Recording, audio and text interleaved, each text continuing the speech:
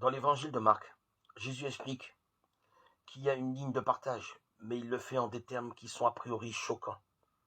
À vous est donné le mystère du royaume de Dieu. À ceux du dehors, tout arrive en parabole. Marc 4, 11. La démarche initiatique procéderait-elle donc d'une volonté discriminatoire de réserver à certains seulement un savoir qu'elle dissimulerait à d'autres? Est-ce donc cela que veut produire une démarche initiatique? Mettre à part des initiés tous les outsiders qui n'auraient pas eu le privilège de recevoir cette instruction particulière? Réprimons un instant l'indignation qui nous saisit, peut-être à cette hypothèse, et laissons sa chance au texte. Dans l'évangile de Marc, Jésus ne dit pas les mystères, il dit le mystère.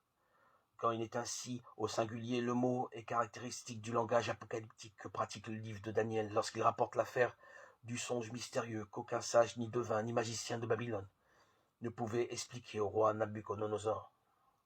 Le mystère fut révélé à Daniel dans une vision de la nuit, et Daniel bénit le Seigneur en disant « Béni soit le nom du Seigneur, d'éternité en éternité. » C'est lui qui révèle les choses cachées. Daniel 2, 19, 21.